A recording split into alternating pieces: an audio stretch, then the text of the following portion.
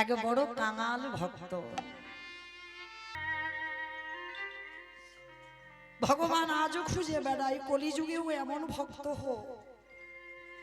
ভগবান আজও খুঁজে বেড়ায় কলিযুগে একজন মীরাবাই হোক, কলিযুগে একজন কর্মাঠা বাই হোক। ভগবানের এইটা লালসা। তোমার এই দেবু দাদা ভাইও বৃন্দাবন ট্যুর করে, বহু ভক্তদের যারা পারে না, যারা কোনোদিন যেতে পারবে না বৃন্দাবন, তাদেরকে নিয়ে যায় বিনা পয়সায় বৃন্দাবন। তো জানেন আজকের এই বৃন্দাবনের কথা বলতে গিয়ে গ্রামের একজন ভক্ত বৃন্দাবন গেছে, তা বৃন্দাবন থেকে ফিরে এসে বাবা বৃন্দাবনের বর্ণনা করছেন। আমার মাকে বিহারীর কথা বলছেন, মদন মোহনের কথা বলছেন, গোপীনাথের কথা বলছেন, যমুনা হরিদ্বার সবার গল্প করছে। আর একজন কাঙাল ভক্ত সবাইকে বলছে, তো ভক্তটি বসে বসে সামনে শুনছে, কারণ তার কোনোদিন বৃন্দাবন যাওয়া হবে না, কারণ সে ব্যক্তিটা ছিল বাবা একজন মুচিত ছেলে। তা মুচিত ছেলেটার সামনে বসে বাবা বৃন্দাবনের ওই বর্ণনাগুলো করছে, যে ভক্ত বৃন্দাবনে গেছে আর শুনছে। জানো বৃন্দাবনে আমার বাঁকা বিহারীকে দেখলাম, হাতে আছে মোহন বাঁশি, মাথায় আছে চূড়া, কোমরে ধটি, গলায় বনফুলের মালা, চরণে সোনার নূপুর, কালো শশী যেন কি সুন্দর দাঁড়িয়ে আছে। মানে যিনি বৃন্দাবন গেছেন তিনি বর্ণনা দিচ্ছেন, আর সেই মুচিত ছেলেটা সবার সামনে বসে বাবা শুনছে। একটু শ্রবণ করবেন বাবা, যদি একজন ভক্তের একটু চৈতন্য ফিরে যায়, কারণ চেতনা ফেরাবার জন্য কীর্তন।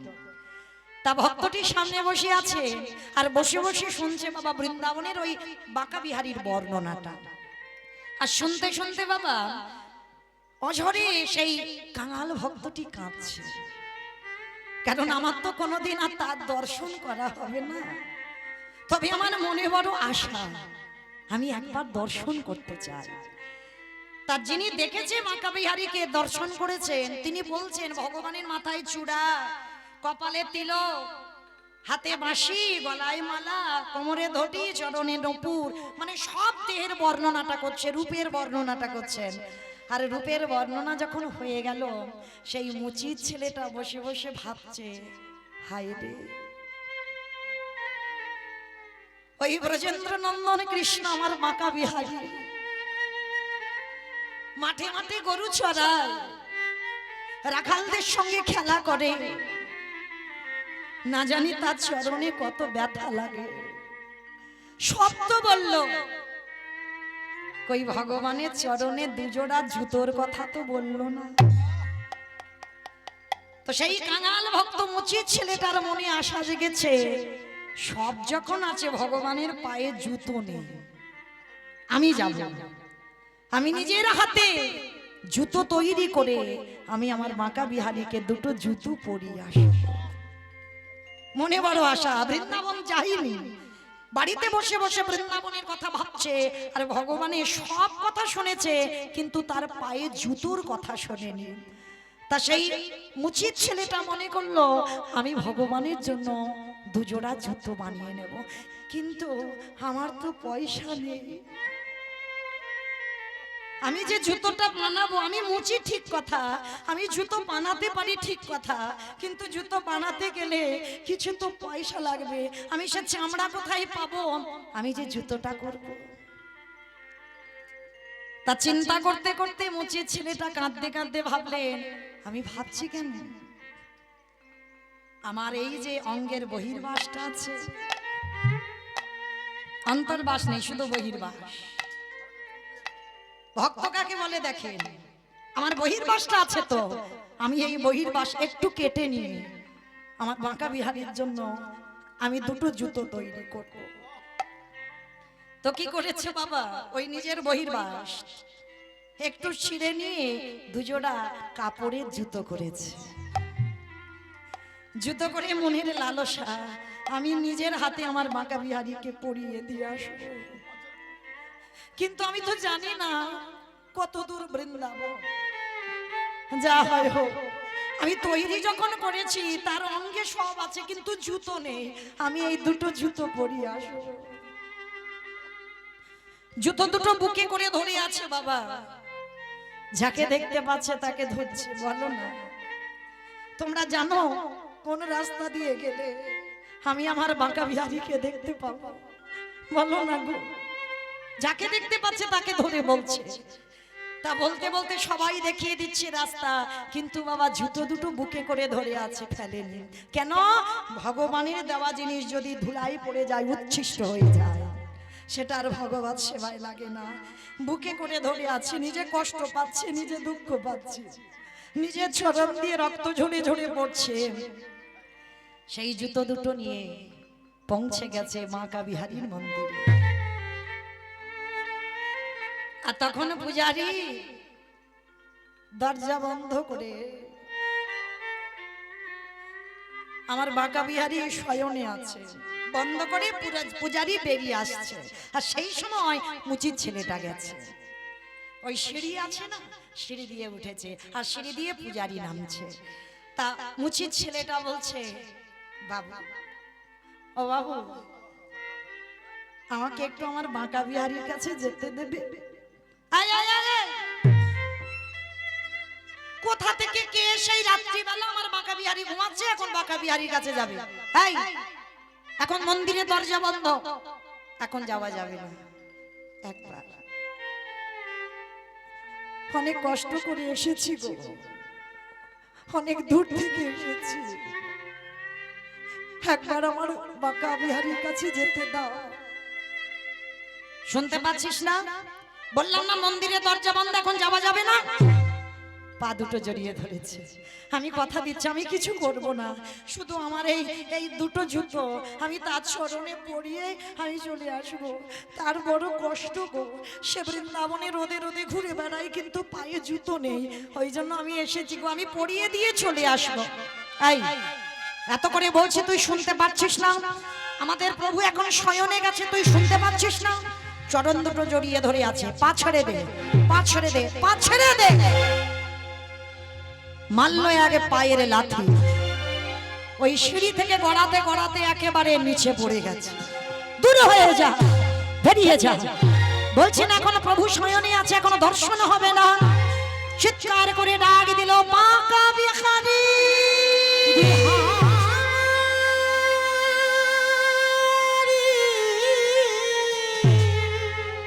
চমকে উঠেছে প্রভু, আমার শয়নে ছিল, চমকে উঠেছে। কে? কার এত আকুল আর্তনা, কার মনের ভিতরে এত আকুলি বিকুলি করে আমায় ডাকছে? ভগবানকে পেতে গেলে বাবা আগে হৃদয়ে আকুলতা চাই। শ্রী শ্রী রামকৃষ্ণ পরমহংসদেব একদিন নরেনকে বলেছিল, নরেন, তুই বারবার বলিস না ভগবান নেই, ভগবান নেই। বলে নেই তো, বলে দেখবি ভগবান আছে কিনা। ঠাকুর কি করেছিল বাবা, নরেনকে নিয়ে বাবা একটা পুকুরের ঘাটে গিয়ে একেবারে ডুবিয়ে দিয়েছে। আর ডুবিয়ে দিয়ে যেই না চেপে ধরে আছে, আর ছাড়ছে না, কিছুক্ষণ পরে ছেড়েছে বাবা, একেবারে হাঁপিয়ে উঠেছে, ভারী ভারী দীর্ঘশ্বাস ফেলছে। কিরে? তার ঠাকুরকে দেখে বলেছিল, এই জন্য তোমাকে বলে পাগল,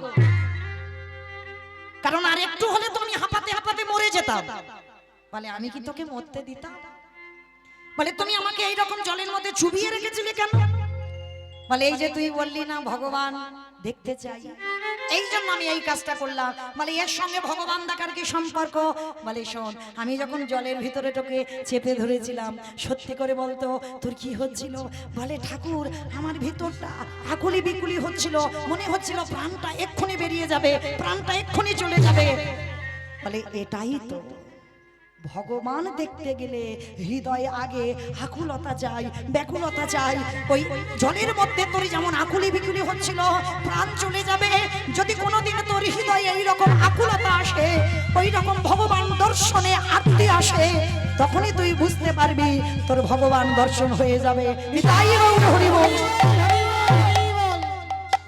আজকের সেই মুচির ছেলে এত আকুল প্রাণে ডাকলো, আমার বাঁকা বিহারী আর ঘুমিয়ে থাকতে পারলো না। পূজারি চলে গেল, ওই সিঁড়ির নিচে বসে জুতো দুটো বুকে নিয়ে কাঁদছে।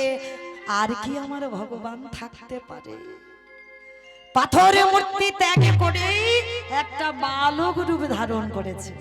আর বালক রূপ ধারণ করে গিয়ে ওই মুচির ছেলেটার কাছে ডাকছে, এই কিরে এখানে বসে আছিস? হ্যাঁ গো, কে গো তুমি? আমার চিনবি না? এত রাত্রিবেলা এই মন্দিরে তুমি একা, এইটুকু ছেলে, কে তুমি? কাদের ছেলে? তোমার কি বাবা মা নেই? ভগবান দাঁড়িয়ে আছে। আচ্ছা আমার কথা পরে বলবো, আগে তোর কথা বলতো। তুই এখানে পড়ে পড়ে কাঁদছিস কেন? আর বুকের ভিতরে ওটা কি ধরে আছিস? বলে জানো বন্ধু, আজকের এই দুটো হলো জুতো। আমার বাড়িতে আমি এক ভক্তের মুখ থেকে শুনেছি বৃন্দাবনের বাঁকা বিহারীর কথা, আর তার রূপের কথা শুনেছিলাম, কিন্তু তার পায়ে জুতো ছিল না। ওই জন্য আমি তো মুচির ছেলে, আমি এই দুটো জুতো বানিয়ে এনেছি। জানো, এই জুতো দুটো আমি আমার বাঁকা বিহারীকে পরাতে চাই। এই বাঁকা বিহারীকে পরাতে চাই বললে হবে? তোর কেউ কি প্রবেশ করতে দেবে? তার থেকে একটা কাজ কর, তুই যখন সেই জুতো দুটো এনেছিস আমার চরণে পরাইয়ে দে। দে দে দে দে, সেই কষ্ট করে এনেছিস, তুই কি বাড়িতে চলে যাবি? আমার দুটো চরণে পরাইয়ে দে। যেই না বলেছে, মুচির ছেলেটা বলছে, গো আমি কি পাগল? আমি তো এসেছি বাঁকা বিহারীকে পরাবো বলে, তাহলে তোমার চরণে পরাবো কেন? ভগবান মৃদু মৃদু হেসেছে, আরে আমি যদি তোরে সেই বাঁকা বিহারী হই। বলে না, তুমি আমার বাঁকা বিহারী হবে কি করে? বাঁকা বিহারী তুমি জানো, সে যে কালো শশী, হাতে আছে মোহন মাসি, মাথায় আছে চূড়া, গলায় আছে বনফুলের মালা, কোমরে আছে ধটি, চরণে আছে সোনার নূপুর, পরনে আছে পীতবাস। তুমি তো আমার বাঁকা বিহারী নয়। আরে বাবা, আমি তো বলছি আমি তোর বাঁকা বিহারী। তুমি যদি বাঁকা বিহারী হও, একেবারে তেমনি করে তুমি দাঁড়াও দেখি।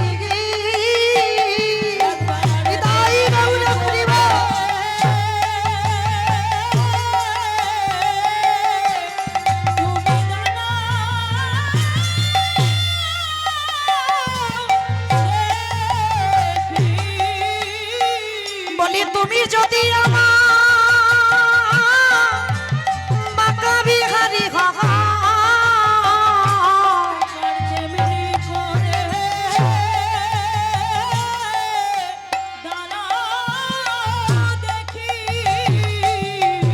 আরে কি ভগবানে আমার থাকিতে পারে? যেই না মুচির ছেলে আকলে প্রাণে কাঁদে, আমার ওই বালক রূপ ধারণ করা ভগবান আজ সেই মুচির ছেলের সম্মুখে, হাতে বাঁশি কালো শশী, মাথায় চূড়া, গলায় বনফুলের মালা, কোমরে ধটি মালা, চরণে সোনার নূপুর। আজ যেই না ওই পীতবাস করি, যখনই ওই মুচির ছেলের সম্মুখে দাঁড়িয়ে আছে, ওই ভগবানকে দর্শন করে ওই মুচির ছেলে বলল, দয়া আমার এ জীবনে চাওয়ার আর কিছু না।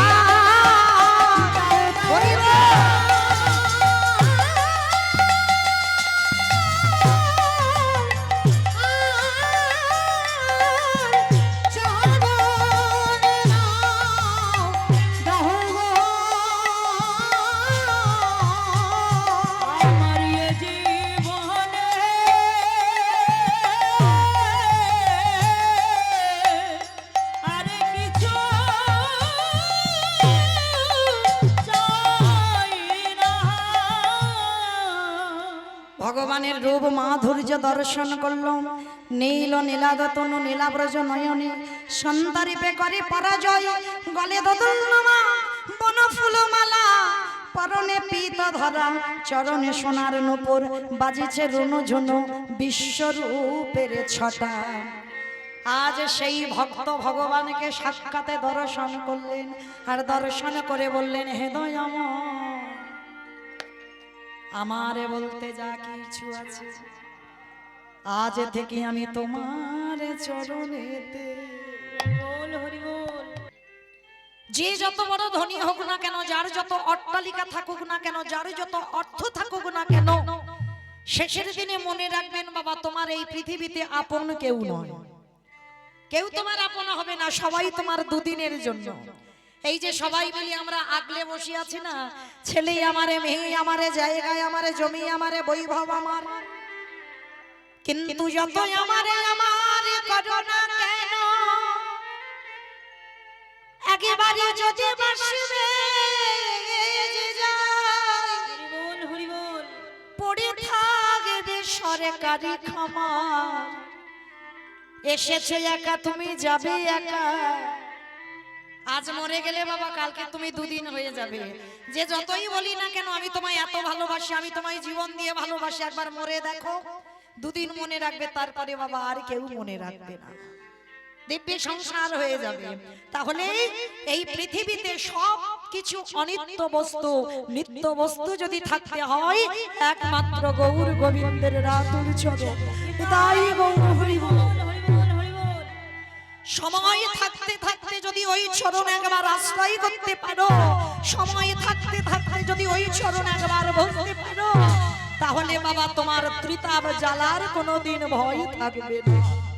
তোমার শরীরে কোনো জ্বালা যন্ত্রণা ব্যাধি, সংসারের এই যন্ত্রণা, সংসারের এই জ্বালা আমরা কেউ আর কোনোদিন পাবো না।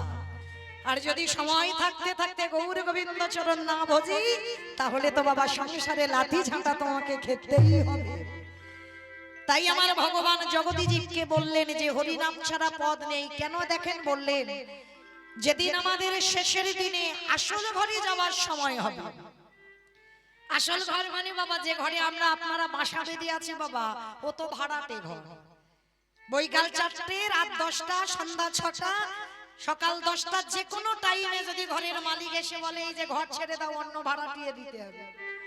কি গো মাইরা তখন বললে হবে যে আমি কিছুক্ষণের জন্য একটু থাকি, আমার ছেলেটা বিদেশে গেছে, ফিরে আসুক তারপরে যাব? হবে না বাবা, যে কোনো টাইমে ঘরের মালিক যদি বলে ঘর ছেড়ে দাও, যে কোনো টাইমে তোমায় ঘর ছেড়ে দিতে হবে। তাহলে কিসের এত গর্ব, কিসের এত অহংকার? আজকের পৃথিবীতে যেদিন তুমি পৃথিবীর মায়া ত্যাগ করে যাবে, তোমার সঙ্গে কেউ যাবে না। দেখবেন বাবা, যেদিন তুমি বিয়ে করতে যাচ্ছ সবাই তো আনন্দে হই হুল্লোড় করে, করে না? সেদিন দেখবে বাবা বর যাচ্ছে পিছনে, বরযাত্রীরা সবাই মিলে আগে চলে যাচ্ছে। কিন্তু যেদিন তুমি দুঃখের দিনে একাকী যাবে, শেষের দিনে, সেদিন দেখবে তোমার আগে কেউ থাকবে না, তোমার পিছনে সবাই থাকবে। তোমার দুঃখের দিনে, তোমার কষ্টের দিনে তোমাকে একাকেই আগিয়ে যেতে হবে। তাহলে কে কার এই পৃথিবীতে? তাহলে আপন যদি হতে হয় গৌর গোবিন্দের চরণ, যার জন্য বাবা মানুষ মরে গেলে ভগবান শিক্ষা দিল, কিছু সঙ্গে দাও বা না দাও, একটা জিনিস তোমার সঙ্গী হবে। কি বলতো? এই হরি নামে যাবে আমাদের দেখো যাবে, তাই গৌর হরি বল।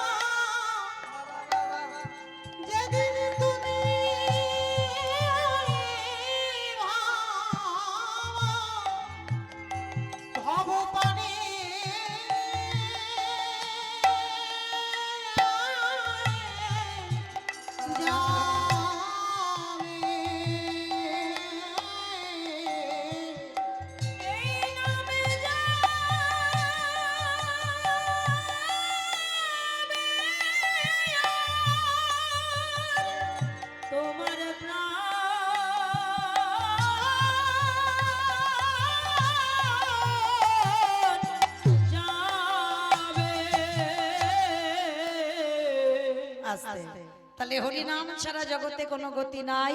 তাই সেই হরিনামটাকে আমরা সবাই আস্বাদন করব বলে বসেছি। তবে বাবা ভগবানের নাম তো বলতে গিয়ে অনেক ভুল ত্রুটি হবে। হবে কেন বাবা? অবশ্যই করব। নিজ নিজ সন্তান মনে করি, নিজ নিজ ভগ্নী মনে করি, সেই ভুল ত্রুটিকে ক্ষমা করে দেবেন। আর এইটুকু আশীর্বাদ করবেন বাবা, এই ভগবানের গুণানুগুণ কীর্তন গাইতে গাইতে যেন আপনাদের মতো ভক্ত চরণ তলে থেকে যেন চিরজীবনের মতো বিদায় নিতে পারে, যেন জীবনের শেষ পর্যন্ত বাবা এই জিহ্বা থেকে কৃষ্ণ নাম, হরি নামটা যেন চলে না যায়। এইটুকু আশীর্বাদ করবেন। পৃথিবীতে সবাইকে ভুলে যায়, কিন্তু যেন আমার গোবিন্দের চরণ কোনোদিন ভুলে না যায়। কারণ বাবা ওই চরণে একবার যারা বিক্রি হয়েছে তাদের জীবন জনম দুটোই ধন্য হয়েছে। একদিন তো আমরা বাবা সবাই পাড়ের ঘাটে গিয়ে দাঁড়াবো, ভগবানের কাছে সারা জীবন এইটুকু প্রার্থনা করবে, দয়াময় শেষের দিনে যত অন্যায় করি না কেন, যত অপরাধ করি না কেন, তোমার চরণ তলে গেলে তুমি যেন হাত ধরে পার করে দিও। ভগবান বললেন দুটো বস্তু আমি সহ্য করি না, এক হলো ভক্তির অহংকার, আরেকটি হলো ভক্তের চোখের জল। একজন ভক্ত যদি কাদা প্রাণে নয়ন জলি ডাকার মতো ডাকতে পারে গো, আমার ভগবান পৃথিবীর যে প্রান্তে থাকুক না কেন, হাজার ভক্তের ভিড়ের মধ্যেও যদি ভক্তটি বসে থাকে, আমার ভগবান ঠিক তাকেই দেখতে পায়। কারণ বাবা ইন্দ্রের সহস্র চোখ, তার থেকে আমার ভগবানের আরো চোখ বেশি। কেন বললাম জানো? হাজার ভিড়ের মধ্যে ভক্ত যদি লুকিয়ে থাকে, ভক্ত তো কোনোদিন ভগবানের কাছে আগে গিয়ে দাঁড়ায় না। দেখবেন বাবা, এটা মাথায় রাখবেন, ভক্ত সব সময় থাকে পিছনে। আর এই ভক্ত সর্বক্ষণ বাবা পিছনে দাঁড়িয়ে থাকে। আর ভক্তের একটাই চাওয়া থাকে, কোনোদিন রাজ অট্টালিকা ধন সম্পত্তি টাকা পয়সা এগুলো কোনোদিন কিছু চায় না। ভক্ত ভগবানের কাছে একটাই বস্তু চায়, দয়াময় সারা জীবন যেন কৃষ্ণ বলে কাঁদতে পারে। যারা ভক্ত হয়নি বাবা তারা অনেক কিছু চায়, আর যারা প্রকৃত ভক্ত হয়েছে একটাই জিনিস চায়, আমি যেন কৃষ্ণ বলে কাঁদতে পারি। আর মনে রাখবেন বাবা, ওই বস্তুটা যে একবার ধরতে পেরেছে, সাধিতে সাধিতে যদি কৃষ্ণ কৃপা করে, এ জন্মে না হয় জন্ম জন্মান্তরে। ভগবান বললেন কেঁদে যাও, এ জন্মে কৃপা নাই বা হলো, এর পরের জন্মে কৃপা নাই বা হলো, তার পরের জন্মে কৃপা নাই বা হলো, কিন্তু একটা না একটা জন্মে আমার ভগবানকে কৃপা করতে বাধ্য হতে হবে। যদি বলেন বাবা এই নবদ্বীপের মাটিতে একজন ভক্ত ছিল, জানেন? যে ভক্তটির নাম ছিল বাবা শ্রীধর পণ্ডিত। যে শ্রীধর বাবা বৃন্দাবন লীলায় ভক্ত মধু মঙ্গল, সেই শ্রীধর পণ্ডিত এত কাঙাল ছিল, এত গরিব ছিল, এত ভিখারি ছিল, প্রতিদিন নবদ্বীপের মাটিতে বিক্রি করে সংসার চালাতো। কি বিক্রি করতো জানো? থোর, কচু, কলা, মোচা, লাউ, এই ঘরোয়া যেগুলো পাওয়া যায় এইগুলো এই বাড়ি থেকে নিয়ে গিয়ে শ্রীধর পণ্ডিত বাজারে বিক্রি করত।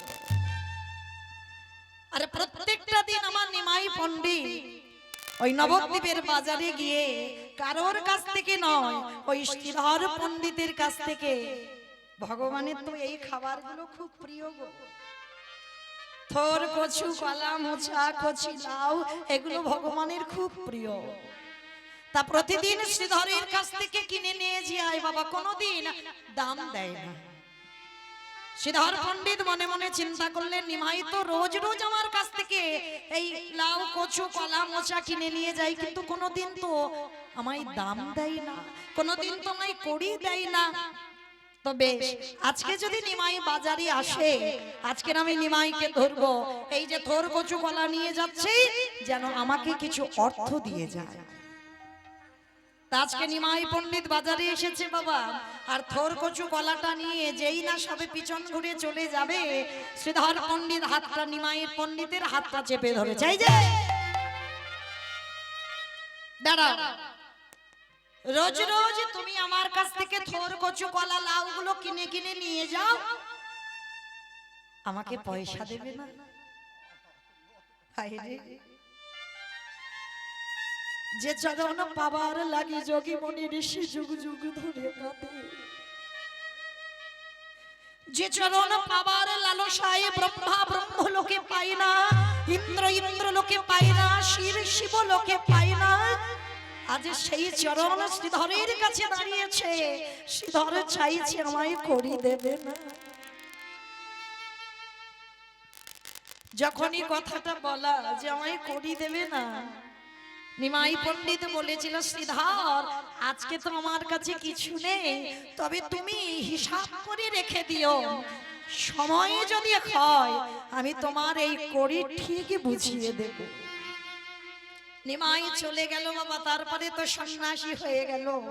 আর সন্ন্যাসী চলে যাওয়ার পরে যখন পুরী ধাম থেকে প্রভু আমার বৃন্দাবনে যাত্রা করবে, ভক্তরা সবাই নবদ্বীপে খবর পেল প্রভু পুরী থেকে বৃন্দাবনে যাবে। নবদ্বীপের হাজার হাজার ভক্ত সবার ঘরে যা যা বস্তু ছিল সবাই নিয়ে যাচ্ছে। কেন? আমার নিমাইকে সেবা দেবে। বৃন্দাবনে যাবার আগে প্রভু আমার সেবা করে বৃন্দাবন যাবে। সবাই দল বেঁধে যাচ্ছে। শ্রীধর পণ্ডিত কাঁদছে, বাজারে থোর কচু কলা নিয়ে বসে থাকে, কিন্তু নিমাই সন্ন্যাসের পর আর তো কেউ কেনে না। শ্রীধর ওইগুলো নিয়ে কাঁদে আর বলে, প্রভু সেদিন আমি তোমার কাছ থেকে কড়ি চেয়েছিলাম, কিন্তু আজকে আমার এই বস্তু নেবার মতো আমার কাছে আর কেউ আসে না। তো সবাই যখন যাচ্ছে, শ্রীধর প্রশ্ন করলেন, হ্যাঁ গো তোমরা যাচ্ছ কোথায়? নবদ্বীপবাসীদের জিজ্ঞাসা করছে, যাচ্ছ কোথায়? সে কি গো তুমি খবর পাওনি?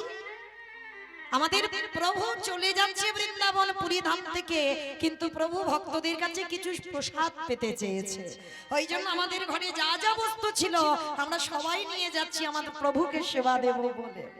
শ্রীধরের ডুক রেখে দিয়ে উঠলো, চিৎকার করে বলে উঠলেন, গৌর হরি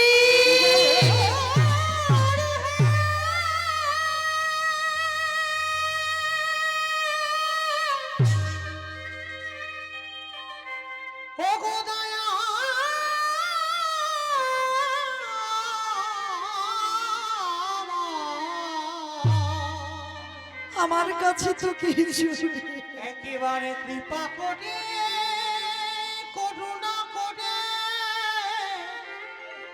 দয়াল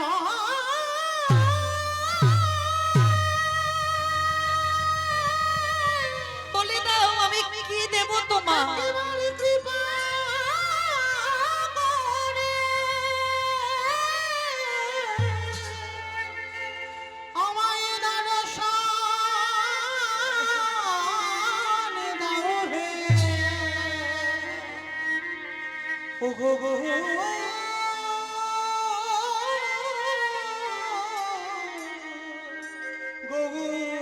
গৌর হরি। বলে দাও সবাই খাবার নিয়ে যাচ্ছে, তুমি তো আমায় কাঙাল করে জন্ম দিয়েছো, তোমাকে দেবার মতো আমার কাছে কিছু নেই। বলে দাও, বলে দাও আমায় তোমায়। আমার বলিতে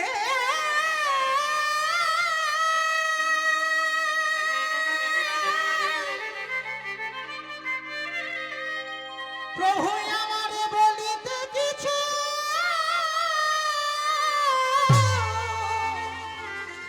কিছু না।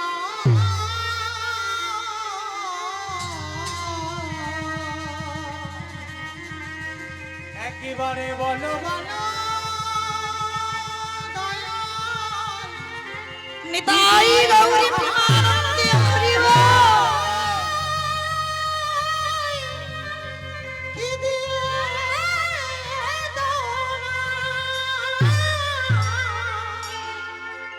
সেবা দেব বনমালা গৌর হরি। শ্রীধর পণ্ডিত কাছে উত্তর দাও গৌর হরি, তোমাকে সেবা দেবার মতো আমার কাছে কিছু নেই, আছে শুধু আমার নয়ন ভরা চোখের জল। তা দিয়ে কি কোনোদিন গৌর সেবা হয়? বলো আমি কি দেব? কাঁদছে আর হঠাৎ দেখতে পেল মা শ্রীধর পণ্ডিতের ঘরে একটা কলা গাছ হয়ে আছে, আর ওই কলা গাছে বাবা একটা মোচা হয়ে আছে। কি গো মাইরা, মোচা আছে না তো? আমার মহাপ্রভুর সব থেকে প্রিয় খাবার এই মোচার ঘন্ট। তা গাছে মোচাটা হয়ে আছে, কিন্তু মোচাটা পেরে যে রান্না করবে দেরি হয়ে যাবে যদি আমার প্রভু চলে যায়। তাড়াতাড়ি করে মোচাটাকে পেড়ে ছুটতে ছুটতে ওই নবদ্বীপ থেকে পুরী ধাম গেছে। আর পুরী ধামে গিয়ে বাবা সমস্ত ভক্তরা ভালো ভালো খাবার আমার নিমাইকে সেবা দিচ্ছে, সবাই ভালো ভালো খাবার নিয়ে গেছে। আর শ্রীধর সবার পিছনে দাঁড়িয়ে কাঁচা মোচাটা ওই উত্তরীয়তে ভালো করে জড়িয়ে আড়াল করে রেখে দিয়েছে।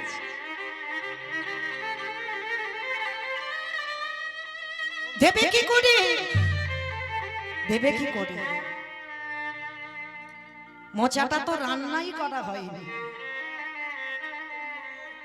কাঁচা মোচাটা কি প্রভু খাবে? সবার পিছনে দাঁড়িয়ে আছে, কেউ দেখতে পাচ্ছে না। আর ভক্ত যারা হয়েছে বাবা তারা সব সময় চাই একটু নিরজন যায়।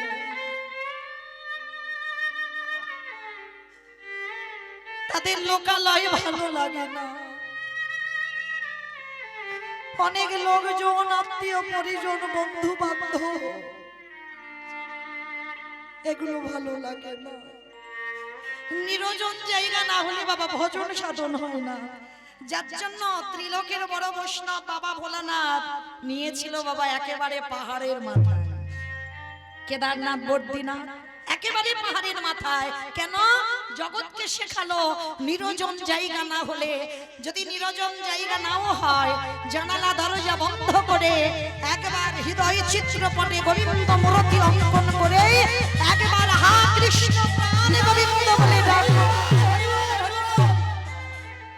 তৎক্ষণাৎ আমার ভগবান সেই ভক্তের হৃদয়ে বিরাজমান হয়। তা শ্রীধর সবার পিছনে দাঁড়িয়ে আছে। আর আর যারা যারা ভক্ত বাবা তারা ঠেলাঠেলি করছে প্রভুর কাছে যাবে। এ বলে আমি আগে সেবা দেবো, ও বলে আগে সেবা দেবো, সে বলে আগে সেবা দেবো, সবাই ঠেলাঠেলি করছে। আর শ্রীধর সবার পিছনে দাঁড়িয়ে আছে। আজ নয়নের জলে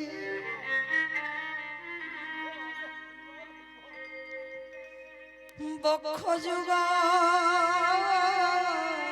ভাষায় মনে মনে ডাকে বলে প্রভু গো,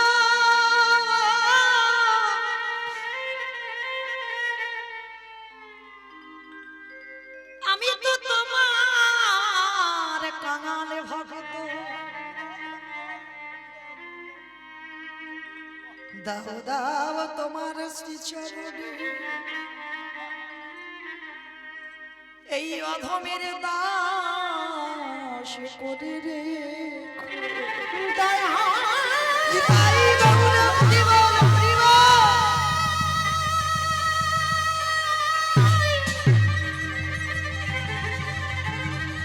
প্রভু আমার বলিতে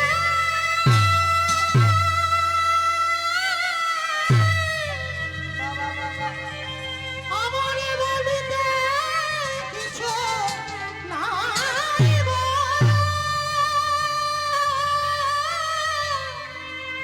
একেবারে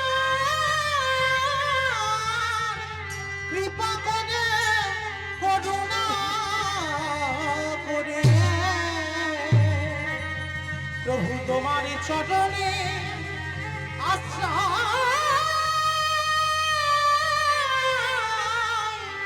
আশ্রয়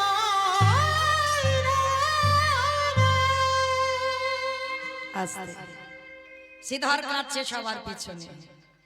এক অত ভিড়ের মধ্যে ভগবান কি করে দেখতে পাবে? ওই যে বললাম বাবা, ইন্দ্রের থেকে আরো বেশি চোখ আমার ভগবানের। ভগবান দাঁড়িয়ে আছে, ভক্তরা সবাই সামনে ঠেলাঠেলি করছে, আর আমার মহাপ্রভু দাদা নিতাই চাঁদকে ডেকেছে, দাদা দাদা যাও। পিছনে আমার এক কাঙাল ভক্ত,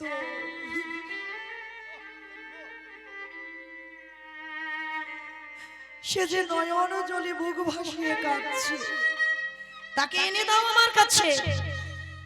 দাদা নিতাই চাঁদ সবার মাঝখান থেকে বললেন, সরে যাও, সবাই সরে যাও। গিয়ে দেখেন আর সত্যি বাবা সবার পিছনে ধুলার পরে লুটিয়ে কাঁদছে শ্রীধর পণ্ডিত।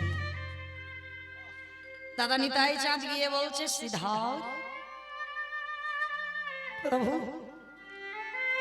আমায় ডাকছো? শ্রীধর আমার ভাই তোমায় ডেকেছে। ডেকেছে প্রভু, আমায় ডেকেছে।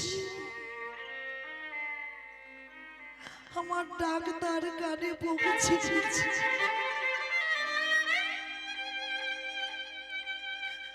ছুটতে ছুটতে শ্রীধর গিয়ে প্রভুর চরণ তলে আছাড় গিয়ে বল, নিতাই গৌর করিব।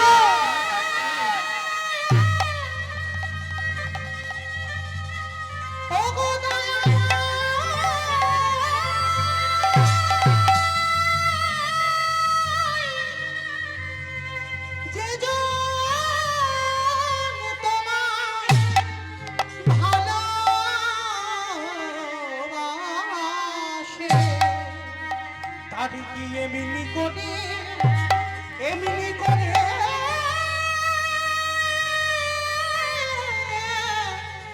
কাঁদিতে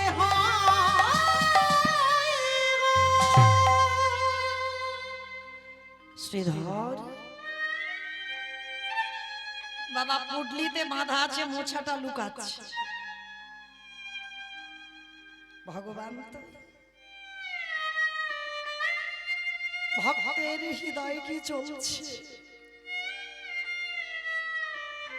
ভক্তের মনের ব্যথা বেদনা সব আমার ভগবান জানে। অনেক ভক্তরা আছে না বাবা, মনের কথা ভগবানকে বলে, বলতে লাগে না। যারা মূর্খ তারা ভগবানের কাছে বলে। ভগবানকে কিছু বলতে লাগে? ভগবান জানে না ভক্তের মনের ব্যথা বেদনা। মনে রেখো বাবা, ভক্ত যত কষ্ট পায় তার থেকে 1000 গুণ বেশি আমার ভগবান কষ্ট পায়। ওই জন্য শাস্ত্র বলছে, জীবনে কোনোদিন ভক্ত প্রাণে ব্যথা দিও না। আর এই জীবনে যদি তুমি কোনোদিন ভক্ত প্রাণে আঘাত করে থাকো, আমার ভগবান বললেন জীবনে আমি সেই পাপীকে ক্ষমা করি না। কেউ যদি আমাকে কষ্ট দেয় আমি সহ্য করতে পারি, কিন্তু কেউ যদি আমার ভক্তকে কষ্ট দেয় সেই কষ্টটা আমি নিতে পারি না। ভগবান যেদিন কালিয় দমন করবেন, কালিয় নাগকে দমন করবেন, সেদিন কিন্তু ভগবান আগে কালিয় নাগকে দমন করতে যায়।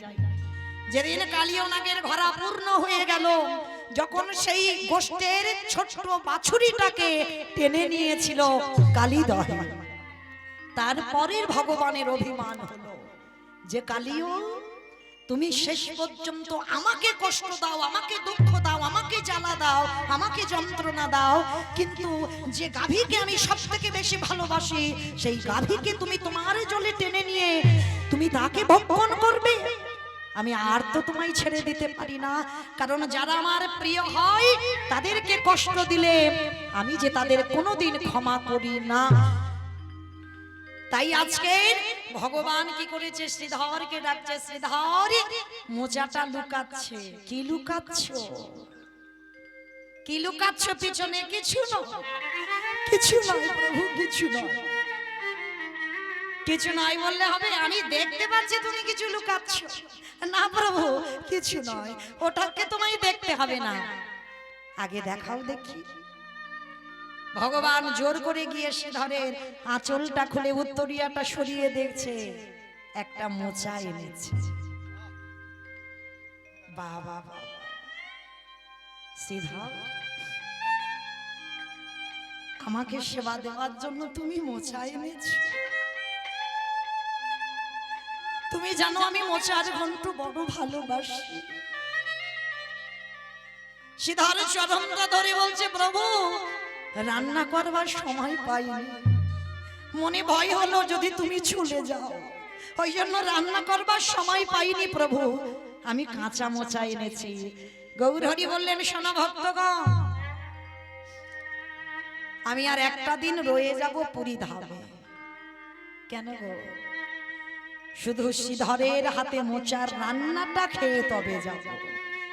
ভক্তদের বললেন, আমি আজকে যাচ্ছি না, কারণ শ্রীধর ওই মোচাটা রান্না করুক, আর ওটা আমাকে যখন নিবেদন করবে, ওইটুকু প্রসাদ পেয়ে, ভক্তের হাতের প্রসাদ, ভক্তের ওই মহাপ্রসাদ আমি সেবা করে তারপরে আমি বৃন্দাবনে যাত্রা করব। তাই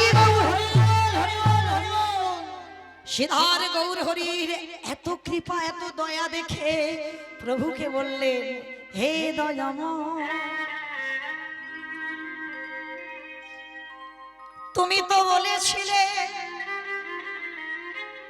যেদিন নবদ্বীপে আমার কাছ থেকে বাজার করতে, তুমি একদিন বলেছিলে শ্রীধর সময় হলে করিয়ে দেব। মহাপ্রভু বললেন, শ্রীধর আজ আমি তোমায় করিয়ে দেব, বলো তুমি আমার কাছে কি চাও? আমি কথা দিলাম এই শিক্ষেত্রে দাঁড়িয়ে তুমি যা চাইবে তাই দেব। হে দয়াময়, করি যদি দিতে হয় সেই করি দাও, যেদিন আমার নিদানের সময় হবে, যেদিন আমি ভব নদীর ঘাটে গিয়ে দাঁড়াবো, তুমি কান্ডারি হয়ে এসো, এই মায়াময় সংসারে যাতনা থেকে তুমি আমার ভব নদী থেকে পার করে দিও। বিদায় গৌর হরি বল, হরি বল।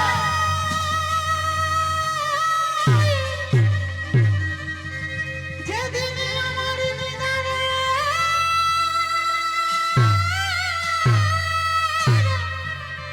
সময়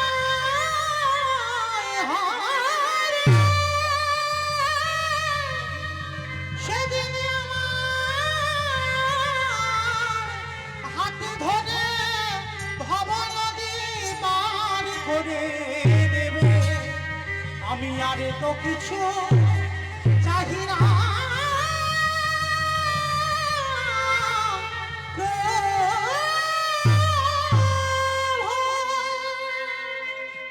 দাও দাও তোমার চরণ ধুলা, একেবারে দাও দাও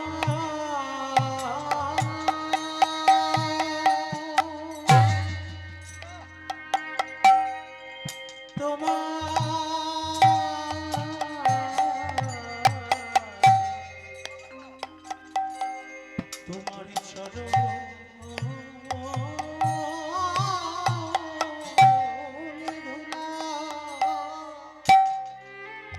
আমার দেহ মন প্রাণ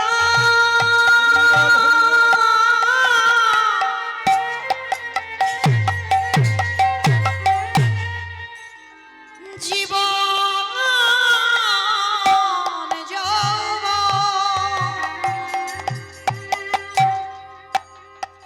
আমারে বলিতে যা কিছু আছে,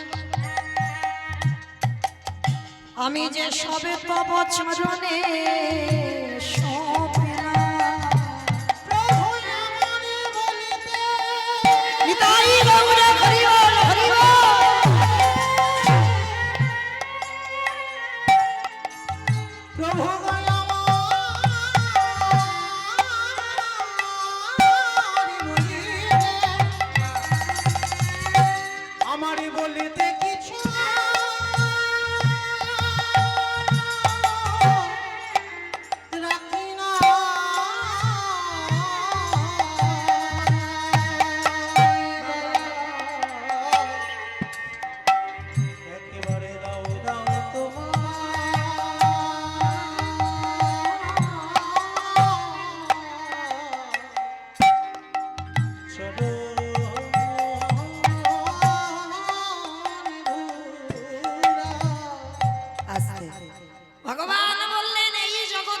শত্রুকে মিত্র আমি দেখি না, যদি শেষের সময় আমার চরণে একবার আশ্রয় করে।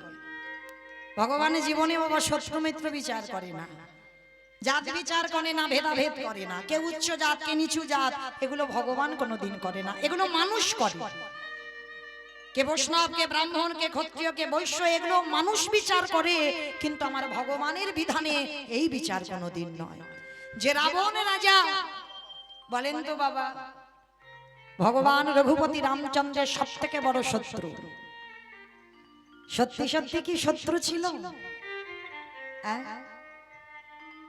কোনদিন শত্রু ছিল না। শত্রু যদি হবে, এই রাবণের জন্যই কিন্তু বিভীষণ ভগবানের চরণে অত তাড়াতাড়ি যেতে পেরেছে। কে বলে রাবণ খারাপ? যারা বলে তারা বোঝে না, তারা জানে না, তাই বলে রাবণ খারাপ। কোনদিনই রাবণের চরিত্র খারাপ ছিল না, ভগবান সর্বক্ষণ তাকে কৃপা করেছে। কারোর সঙ্গে শত্রুতা ভাব করে, কারোর সঙ্গে মিত্রতা ভাব করে, সবটাই ভগবানের কৃপা। কারণ যেমন কুরুক্ষেত্রের মাঠে যুদ্ধে পঞ্চ পাণ্ডবদের পক্ষে ভগবান কৃষ্ণ ছিল বটে, তা বলে কি দুর্যোধনদের পক্ষে ছিল না? ছিল, ওদের শত্রু হয়েছিল। কারণ ওই কুরুক্ষেত্রের মাঠে সাক্ষাতে সবাই যারা যারা প্রাণ হারিয়েছে, সবাই আমার ভগবানকে দর্শন করে তবে প্রাণ হারিয়েছে। আর ভগবানকে দর্শন করে যে প্রাণ হারায়, তাকে কি আর বাবা মনুষ্য কুলে আসতে হয়? তাকে চলে যেতে হয় দেবলোকে। তাহলে কে বলে বাবা এই ভেদাভেদ? ভগবান জগৎ শিক্ষার নিমিত্তে এই কর্মগুলো করে, শত্রুপক্ষ মিত্রপক্ষ ধরে। কিন্তু যেমন রাবণ রাজারও ভক্তি ছিল, কেমন ভক্তিটা ছিল জানো? এই রাবণের ভাই কোনোদিন লঙ্কা থেকে বেরোতে পারত না যদি রাবণ কৃপা না করত। রাবণ কৃপা করেছিল বলে বিভীষণকে, তবে তো রাক্ষস কুল থেকে উদ্ধার হয়ে তবে আমার রামচন্দ্রের চরণ পেল। কারণ প্রত্যেক দিনই বিভীষণ রাতের অন্ধকারে ওই রামের প্রতিচ্ছবিটাকে বুকে জড়িয়ে ধরে সারা রাত শুধু হারাম হারাম বলে কাঁদত।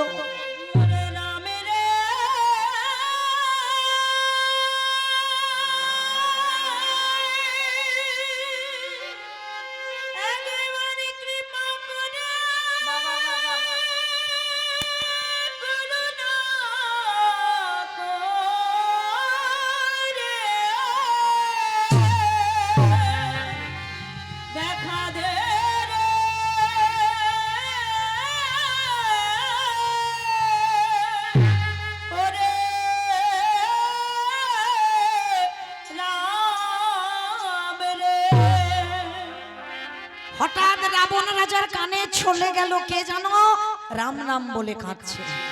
রাতের অন্ধকারে কাউকে কিছু না বলে একেবারে ঊর্ধ্বশ্বাসে, রাবণের তো বিশাল বড় চেহারা, ঊর্ধ্বশ্বাসে ছুটতে ছুটতে এসে দেখে না জানালা দরজা বন্ধ, একাকী নিরজনে বসে বিভীষণ রামের ছবি ধরে কাঁদছে। এখন রাগ হবে না? যে লঙ্কার চিরশত্রু, যে রাবণের 1 লক্ষ ছেলে 16 লক্ষ নাতি বংশে বাতি দেওয়ার মতো কাউকে রাখে, তাহলে সেই রাবণ রাজা চিরশত্রু যে তার নাম ধরে বিভীষণ কাঁদছে। পিছন থেকে ছুটতে ছুটতে গিয়ে বাবা একেবারে বিভীষণের বুকে সজোরে পদাঘাত করেছে।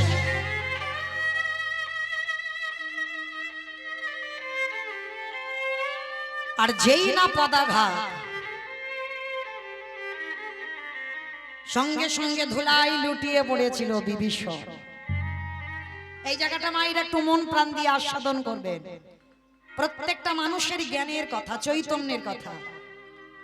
বলুন তো বাবা, বড় দাদা যদি ছোট ভাইয়ের বুকে সজোরে লাথি মারে, ছোট ভাই কি করবে? কি করবে? উল্টে চড় চাপড় বসিয়ে দেবে না? বড় দাদা যদি ছোট ভাই লাথি মারতে পারে, আর ছোট ভাই বড় দাদাকে চড় চাপড় বসাতে পারে না? এটা পারে, কিন্তু না, আস্তে, কিন্তু না, এটা বিধান নয়।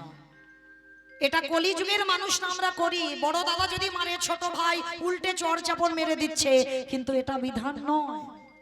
শাস্ত্র কোনোদিন অনুমতি দেয়নি যে বড় দাদা তোমায় মেরেছে, তুমি ছোট হয়ে তাকে আঘাত করো।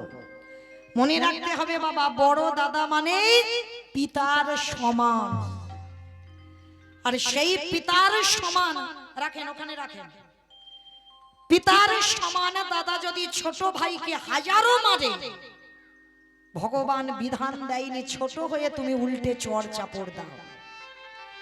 কিন্তু এই কলিযুগে বাবা ভাইয়ে ভাইয়ে লাঠালাঠি হয়, ভাইয়ে ভাইয়ে খুনোখুনি হয়, ভাইয়ে ভাইয়ে জায়গা জমিতে শিল পোতা হয়, এক ভাই আর এক ভাইয়ের জন্য মামলা পর্যন্ত চলে। এটা আপনাদের আমাদের সঙ্গে হয়, কিন্তু রাবণ বিভীষণ এরা এমন ভাই নয়। যখনই লাঠিটা মেরে ফেলে দিল, ধুলা থেকে বিভীষণ উঠে, কেমন ভাই দেখেন বাবা, রাবণ দাঁড়িয়ে আছে, ধুলা থেকে বিভীষণ উঠে রাবণের দুটো চরণ ধরে বলছে, দাদা তুমি যে তোমার ভাইয়ের বুকে লাঠিটা দিলে, তোমার দুটো চরণে ব্যথা করছিল তো দাদা। নিতাই গৌর হরি বল, হরি বল, হরি বল।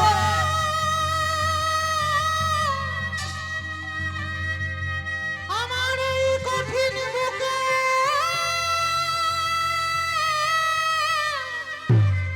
বুকে লাথি মেরে তোমার ওই কোমল চরণে কি আঘাত লাগেনি? বলো দাদা। একেবারে বলো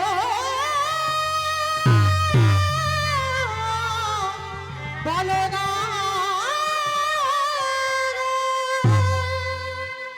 তোমার চরণে ব্যথা লাগেনি তো? তাহলে বাবা এই জায়গাটা একটু ভাবেন, বিভীষণ কেমন ছিল?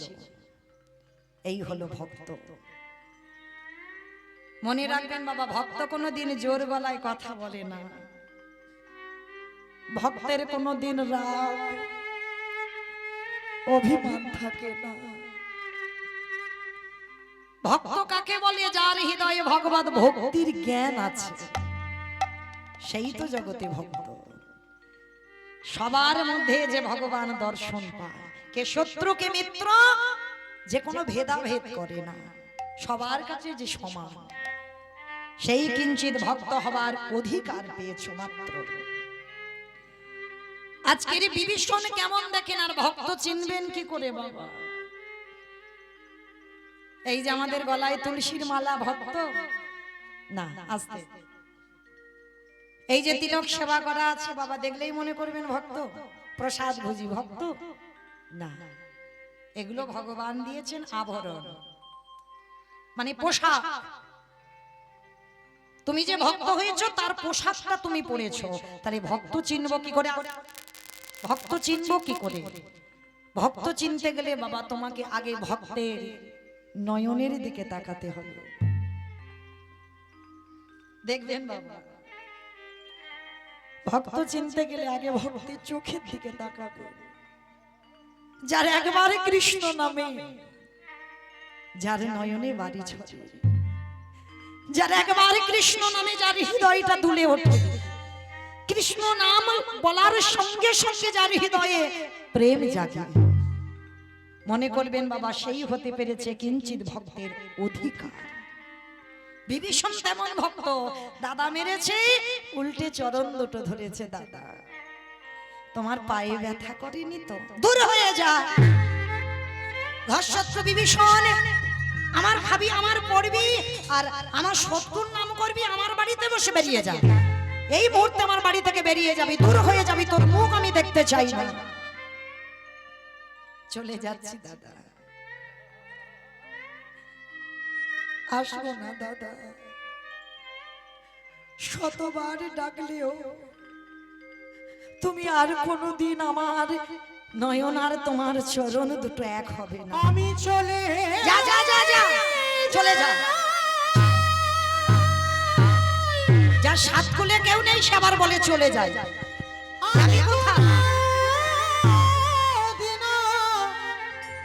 তোমার এই লঙ্কা পুরিতে, তোমার এই লঙ্কা পুরিতে ফিরে আসিব,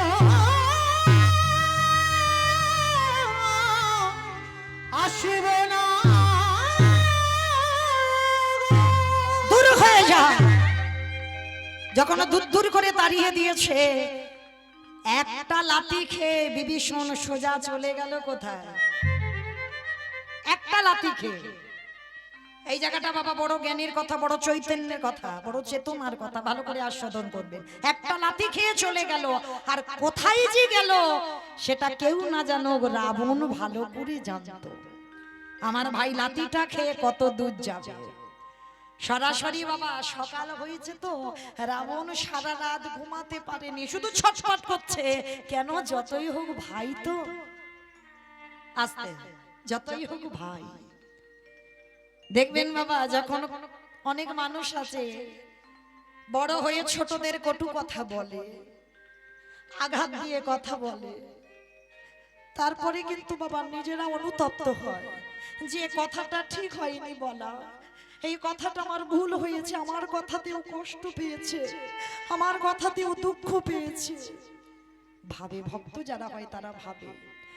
আজকের রাবণ সকাল হওয়ার আগে চলে গেছে একেবারে রামচন্দ্রের কাছে, গিয়ে ডাকছে, ভাই ভাই রে,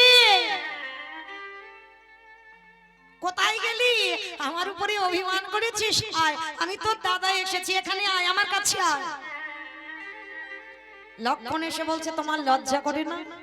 কালকের ভাইয়ের বুকে লাথি মেরে তাড়িয়ে দিয়েছো, আর আজকে সকালবেলা পা ধরে ক্ষমা চাইতে এসেছো? হ্যাঁ, তোমার লজ্জা করছে না? কথাটা শুনে রাবণের তো বিশাল বড় চেহারা, কোমরে হাত দিয়ে বলে বলে,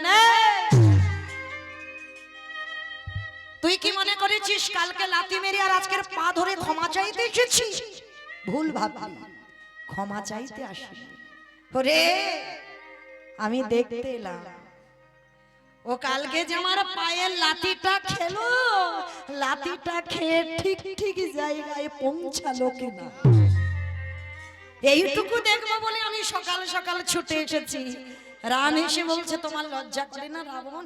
এইরকম ভাইকে কেউ মারে? রাবণ বলে বলেন, চুপ, একটা কথা বলবি না। জগতে সবাই শুধু দেখলো আমি আমার ভাইকে লাথিটা মেরেছি, এইটা দেখেছে, কিন্তু ওরে আমি যে ওটা কি লাথি মেরেছি এইটাকে কেউ বুঝলো না। কত অনুরাগের কথা দেখে। ওরে রাম রে, ত্রিজগতে সবাই দেখলো আমি আমার ভাইকে লাথি মেরে ফেলেছি, এই লঙ্কা থেকে বের করে দিয়েছি, কিন্তু রাম রে, ওটা তো কোনো সাধারণ লাথি ছিল না, ওটা ছিল বৈরাগ্যের লাথি, বৈরাগ্যের লাথি। আমি যদি লাথিটা না দিতাম, কত রাত, কত দিন, কত মাস, কত বছর আমার ভাই নিরজনে বসে কেঁদেছে। আমি মনে মনে ভাবিতাম এমন একটা দিন আসুক, যে দিনে চিরজন্মের মতো আমার ভাই যেন লঙ্কার মাটি থেকে তোর চরণ তলে পৌঁছে যায়।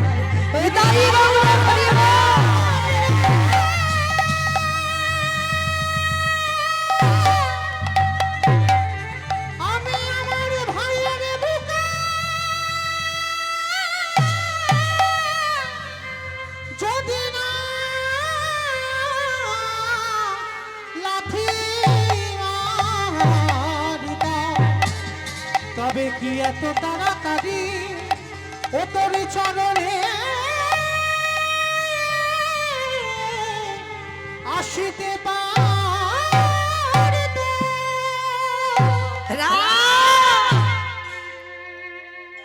ওই লাঠিটা মেরে আমি জগৎ জীবকে একটা শিক্ষা দিলাম। কি শিক্ষা পেয়েছি বাবা আমরা কলির জীব? এইটুকু শুনে কি শিখলাম? রাবণ আপনাদের আমাদের শিক্ষাটা দিল কি? ওরে কলির জ্ঞান অন্ধ যে, তোদের সবাইকে একদিন লাঠি ঝাঁটা খেতে হবে।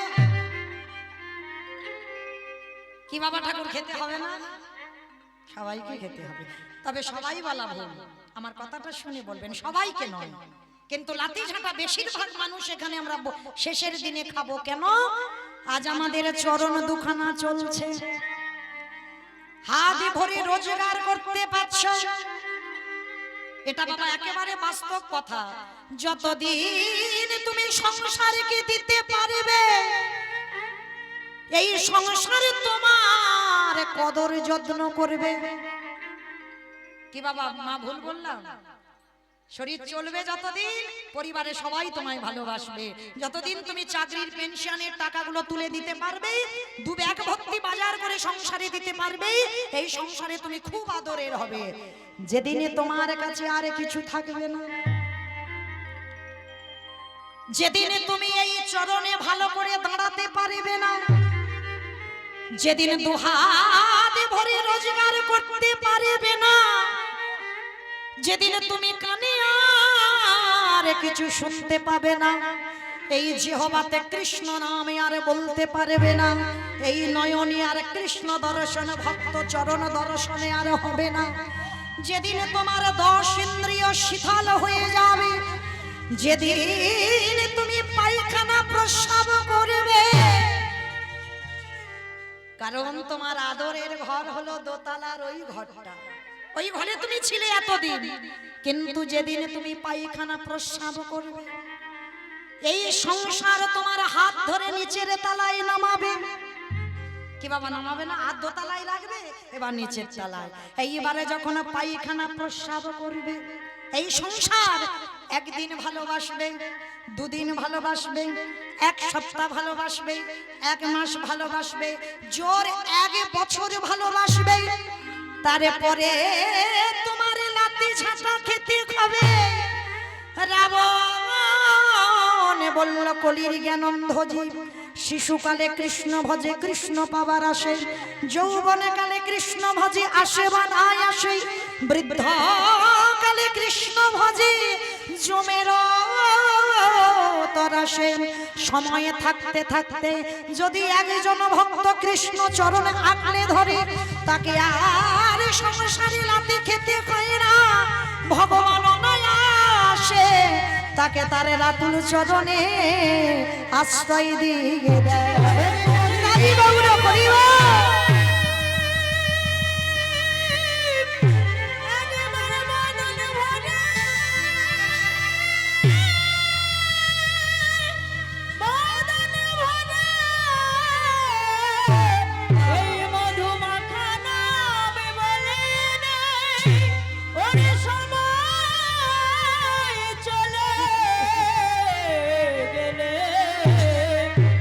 সময় আর ফিরে